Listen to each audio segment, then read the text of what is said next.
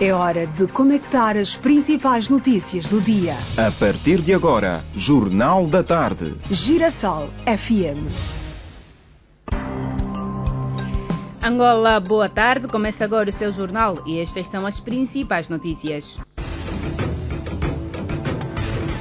Populares em Luanda pedem mais autocarros públicos para facilitar mobilidade na capital do país.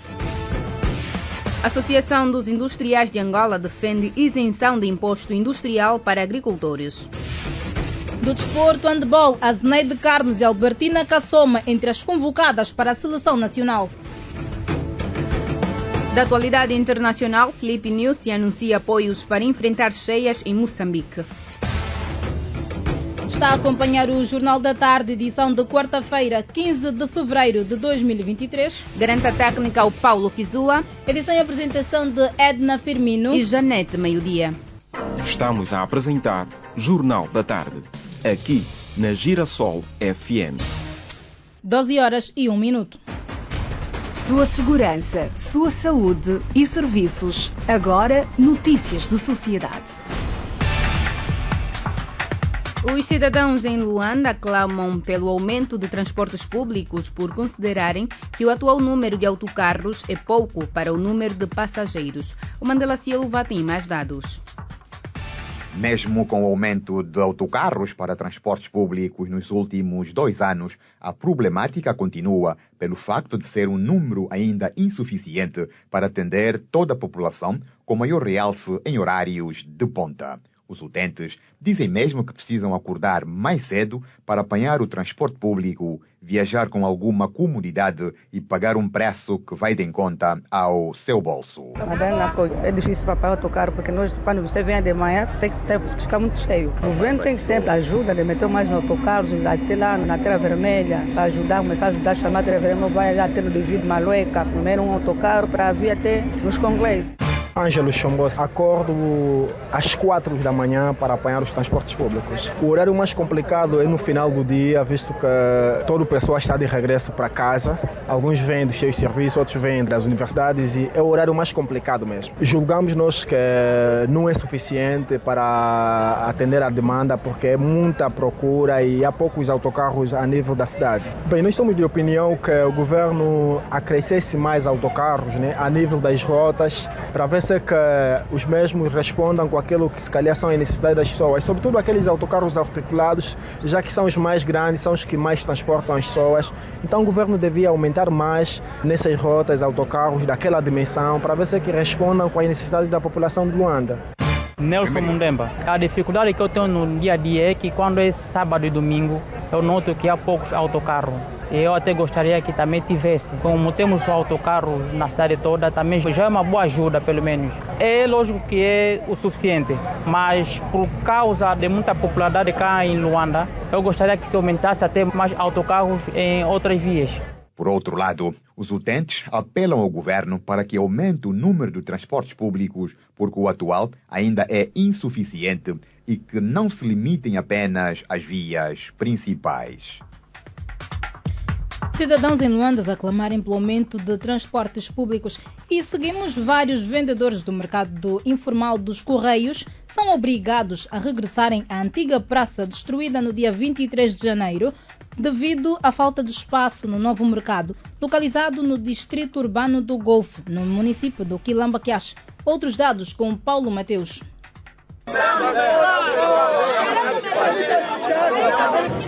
Estes são os clamores de vários vendedores do antigo mercado informal dos Correios que pedem medidas urgentes para que se arranje espaço para a venda dos produtos. Nós estamos passando mal, não estamos vendendo mais bem. O lugar aí é bocado, não está chegando o povo.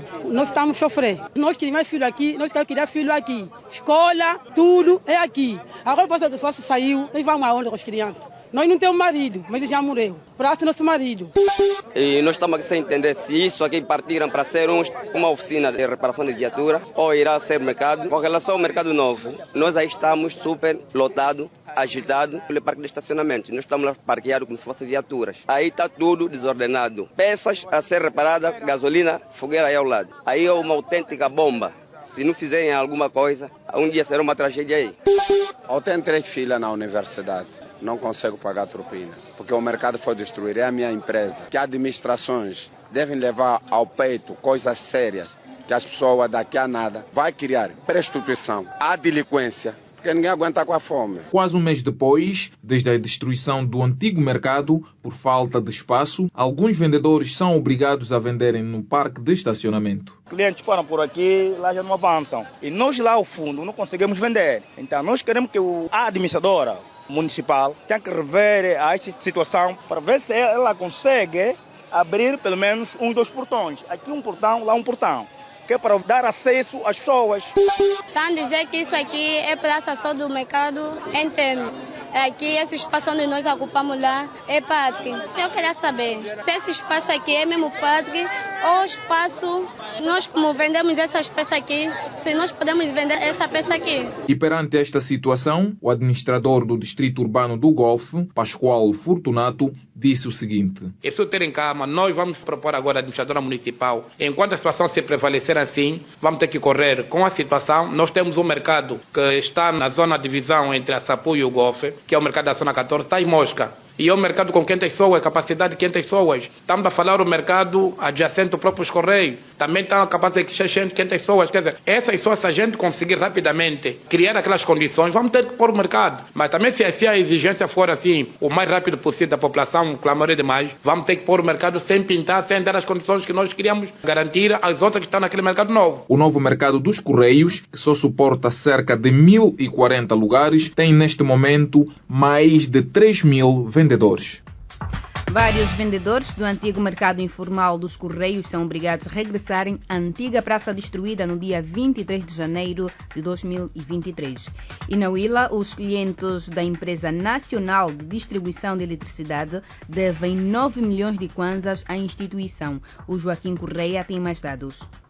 Segundo o agente de comunicação da ENDE na Huila, Wilson Alquelo, os municípios do Lubango, Chibia, Umpata e Matala são os que lideram as dívidas. Wilson Alquelo disse igualmente que a empresa vai realizar serviços de fiscalização e cortes aos clientes devedores. A província da Huila, neste momento, está com uma dívida de 144 milhões para o município da Chibia, 650 milhões de kwanzas para o município da Umpata, 6 mil milhões de kwanzas para o município do Lubango e 1.000 milhões de kwanzas para o município da Matala. A dívida geral está em 9 mil milhões de kwanzas. E a empresa vai estar muito dedicada para fazer um trabalho muito cerrado para podermos recuperar esta dívida que muito tem afetado para o nosso desempenho a nível da empresa. Porque só por meio da contribuição do pagamento do serviço que é prestado é que a ENDE consegue assim efetivamente aumentar o número de famílias para ter acesso à energia e melhorar a qualidade de fornecimento de energia. Agente de comunicação da ENDE na Huila, Wilson Alquelo. Lubango, Girassol FM,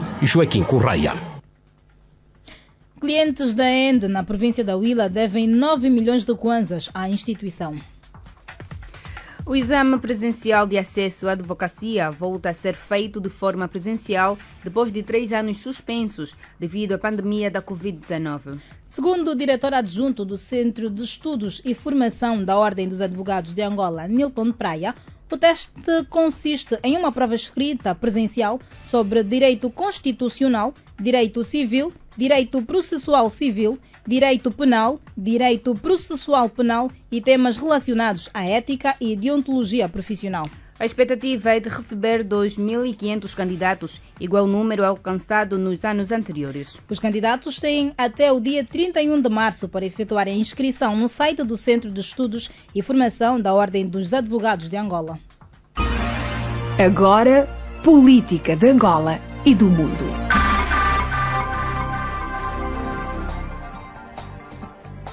Novas estratégias para o combate ao desemprego no seio juvenil, bem como aposta no setor privado para o aumento da empregabilidade, estão a ser debatidas nesta quarta-feira na Escola Nacional de Administração e Políticas Públicas em Luanda, entre o Ministério da Administração Pública, Trabalho e Segurança Social e o Banco Mundial.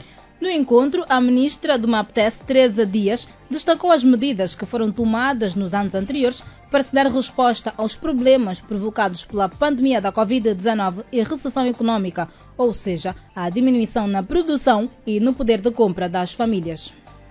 Com vista a diminuir o impacto da pandemia, assim como o da recessão econômica, o executivo angolano implementou, a par de outros governos do mundo, medidas de políticas integradas e de larga escala, concentrados em 4 pilares fundamentais, nomeadamente o apoio às empresas, ao emprego e à renda, a estimulação da economia e do emprego, a proteção dos trabalhadores no local do trabalho e o diálogo social para encontrar soluções.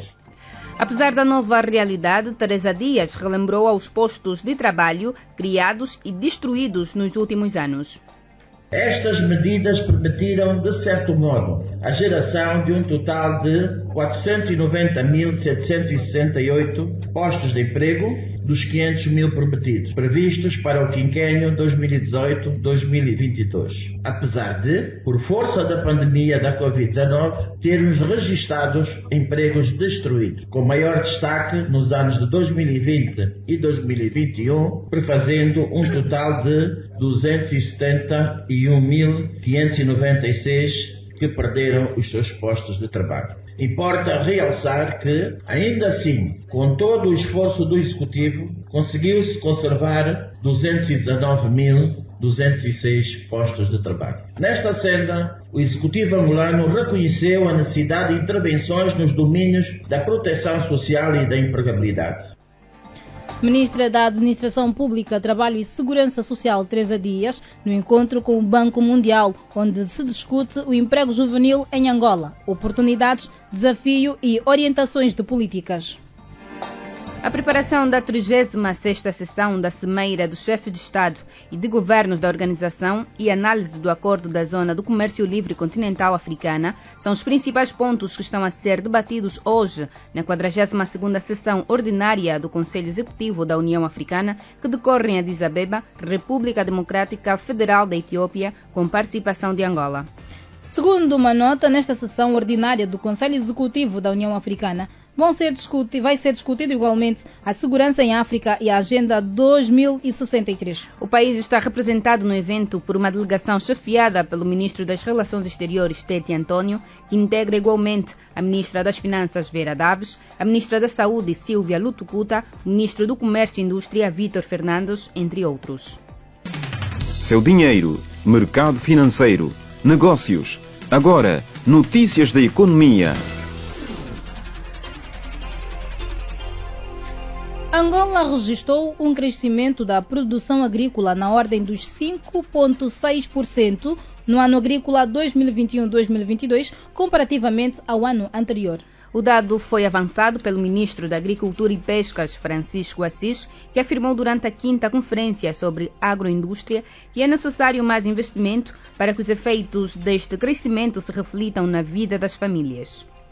Para que esse crescimento seja sustentável e se reflita na melhoria das condições de vida da população, torna-se necessário alargar os níveis de intervenção, tanto a nível familiar, que representam mais de 90% da área agrícola trabalhada, com cerca de 86% da produção agrícola, assim como a criação de políticas de suporte e incentivo para promover o investimento em grande escala.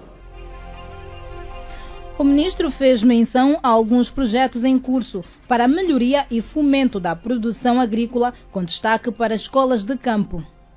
O projeto Mosap 3 trará uma abordagem de introdução de escolas de campo agropecuárias. Está em curso também um projeto que queremos aqui destacar por ser um novo paradigma de apoio aos produtores. O projeto de desenvolvimento da agricultura comercial, vulgarmente designado PEDAC, direcionado para pequenos e médios produtores comerciais, financiado pelo Banco Mundial e a Agência Francesa de Desenvolvimento, que visa garantir assistência técnica, financiamento coparticipado e apoio à comercialização, um processo em que a banca comercial financia o projeto, cria todas as condições necessárias para o efeito, incluindo a implementação do plano de negócios. Quanto à pecuária, Francisco Assis disse que desde 2019 foram entregues a várias famílias mais de 500 mil pintos. O ministro assegurou que outros projetos estão em curso para o fomento da pecuária em algumas províncias do país. Está em curso também o programa da suinicultura, onde até o momento já foram distribuídos suínos às famílias nas províncias da Lunda Norte, Benguela e Huila. Uma experiência que pretendemos expandir para outras regiões do país. Ainda no âmbito da pecuária, está em fase de conclusão e decorre com sucesso no Planalto de Camamabela a implementação do projeto de desenvolvimento integrado de Sambacaju, que visa a instalação de infraestruturas de apoio à produção pecuária, tais como postos de controle sanitário, centros de quarentena, espaço para a realização de leilões, feiras de gado, confinamento de animais, assistência técnica aos produtores e reabilitação e apetrechamento das instalações dos serviços de veterinária. E o empresário Yura Cunha explica alguns elementos importantes para o fomento da produção nacional.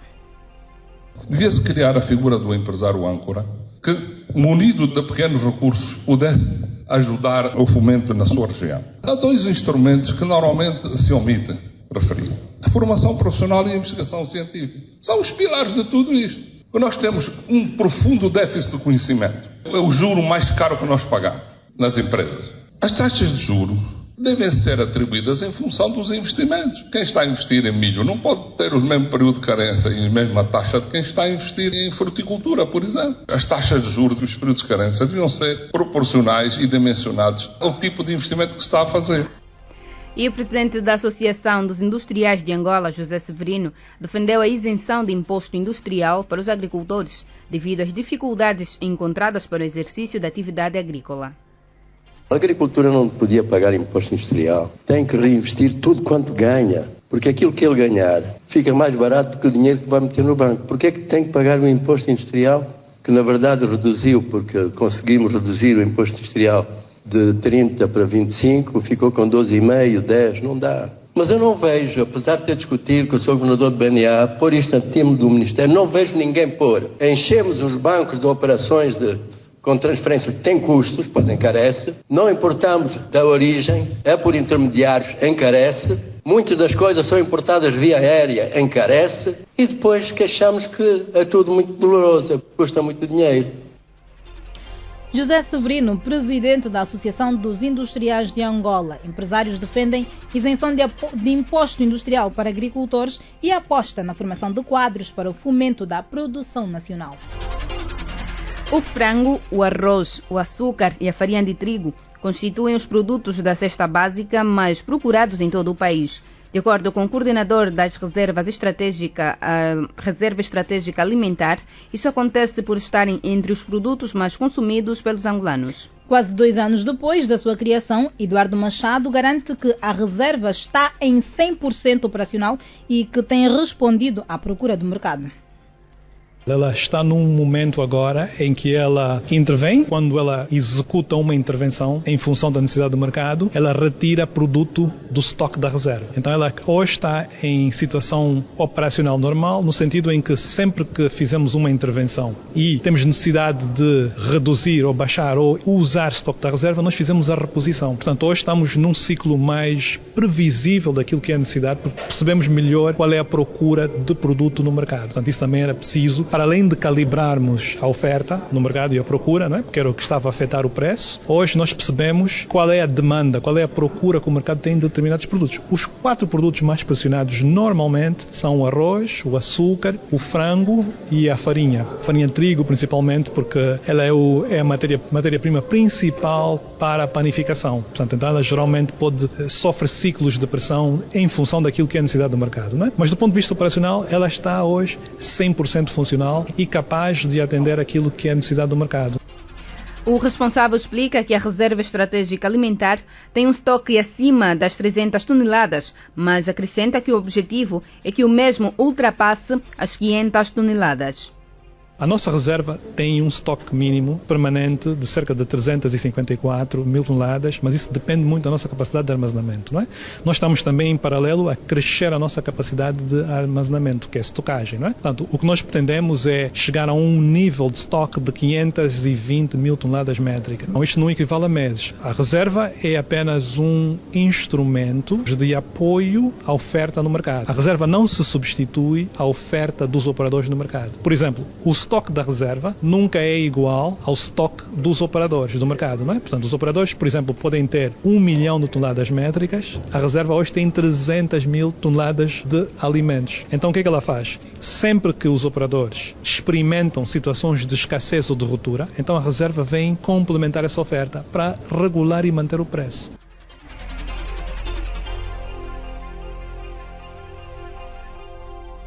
Eduardo Machado, coordenador da Reserva Estratégica Alimentar.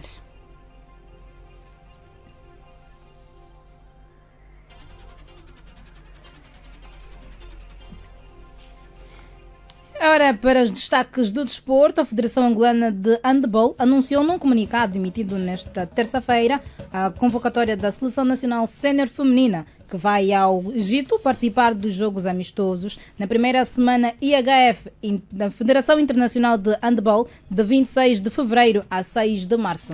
A Zenaide, lateral direito, e Kassoma, pivô, não fizeram parte do conjunto que conquistou o campeonato africano disputado no ano passado em Dakar, Senegal. A primeira por opção técnica e a segunda por se encontrar em licença de parto. Do futebol, campeão nacional Petro de Luanda volta à liderança do Girabola depois da vitória frente ao Santa Rita de Cássia do IJ. Internacional, bávaros vencem franceses no primeiro duelo dos oitavos de final da Liga dos Campeões. Mais desporto daqui a pouco no Grande Jogada. And now, the news. O mundo em notícias. Um mundo em notícias. O presidente da República de Moçambique, Filipe Nyusi, anunciou a disponibilização de apoios para o país enfrentar a atual situação de cheias e emergências durante uma comunicação aos moçambicanos, após uma reunião do Conselho de Ministros nesta terça-feira. Emília Pascoal. O governo moçambicano decidiu colocar no mecanismo existente para mitigação e gestão de riscos e desastres um total de 260 milhões de meticais, equivalente a 3,8 milhões de euros, correspondente a 80% da verba programada no Plano Econômico e Social, Orçamento de Estado de 2023. A região sul de Moçambique enfrenta desde o dia 7 deste mês uma situação de chuva intensa e cheias que já provocou a morte de 9 pessoas, inundou 7.600 casas e provocou prejuízos a um total de 39.225 pessoas. O governo da Tanzânia proibiu vários livros infantis sobre educação sexual nas escolas, acusados de contrair normas culturais e morais neste país da África Oriental, onde a homossexualidade é criminalizada, segundo o ministro da Educação, Adolfo Mkenda. Na Tanzânia, a homossexualidade é punível com uma pena mínima de 30 anos de prisão perpétua. Entre os livros proibidos está uma série de histórias em quadrinhos americanas que venderam milhões de cópias em todo o mundo. O governo garantiu que estão a ser feitas vistorias em bibliotecas de escolas públicas e privadas para garantir que os livros tenham sido removidos. 3 corpos foram encontrados depois que o ciclone Gabriel passou pela Nova Zelândia e deixou um rastro de destruição no norte do país. As informações foram confirmadas pelas autoridades do país nesta quarta-feira e alertaram que o perigo pode continuar. Os corpos foram encontrados na madrugada desta quarta-feira, segundo o ministro de Gerenciamento de Emergências, Kerian McWant. Os restos mortais não foram identificados, mas o ministro ofereceu as suas mais profundas condolências à família e à comunidade e a todos os voluntários e socorristas. E é com estas notícias que chegamos ao fim do jornal. Vamos relembrar o que foi destaque.